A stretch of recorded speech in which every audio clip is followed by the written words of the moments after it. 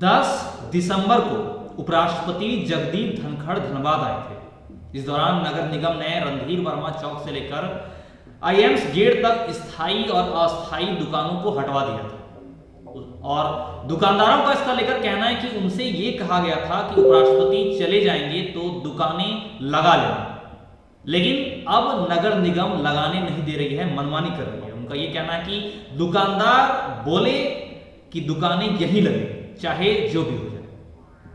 नमस्कार, मैं उमेश कुमार झा और आज की इस वीडियो में मैं आपको बताऊंगा उपराष्ट्रपति के जाने के बाद हटाई गई फुटपाथ की दुकानें और उनसे जुड़े लोगों की रोजी रोटी और उनके हालात क्या है, उनका क्या कहना है और उसके बाद आप उसकी समीक्षा कर सकते हैं कि क्या सही होना चाहिए। दरअसल उपराष्ट्रपति, उनको कहा गया था कि उपराष्ट्रपति चले जाएंगे तो सब लोग अपनी अपनी दुकान लगा सकते हैं, लेकिन अभी हटा दी।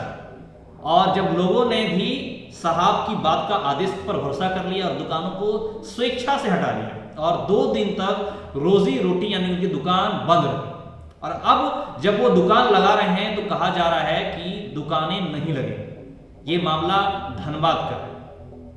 इस पर पुलिस का कहना है कि पुलिस लाइन के पास फुटपाथ पर दुकान लगाकर रोजी रोटी कमाने वाले फुटपाथ दुकानदारों का ये मामला आया।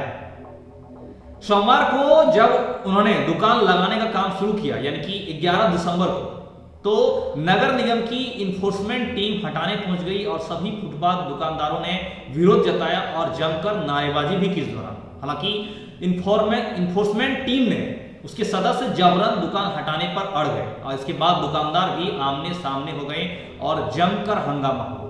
फुटपाथ दुकानदारों की संख्या अधिक होने की वजह से इन्फोर्समेंट टीम को वापस लौटना पड़ा। हालांकि टीम ने यह जरूर कह दिया कि दुकान यहां नहीं लगेगी, लेकिन वहीं दुकानदारों का कहना है कि दुकान वो वहीं लगाएंगे चाहे कुछ हो जाए।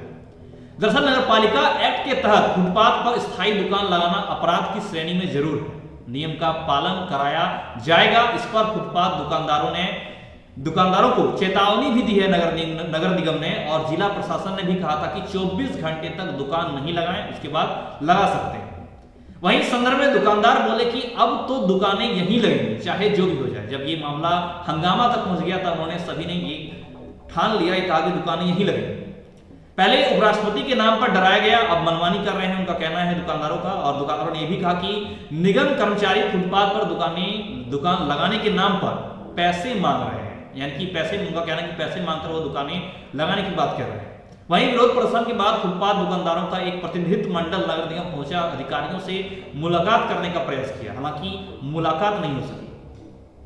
आपको बता दूं, उपराष्ट्रपति जगदीप धनखड़ के प्रस्तावित कार्यक्रम को लेकर नगर निगम ने रणधीर वर्मा चौक से लेकर आईएम्स गेट तक सारा व्यापक स्तर पर जितने अतिक्रमण थे, अतिक्रमण हटाओ अभियान चलाकर सभी स्थायी और अस्थायी दुकानों को हटवा दिया।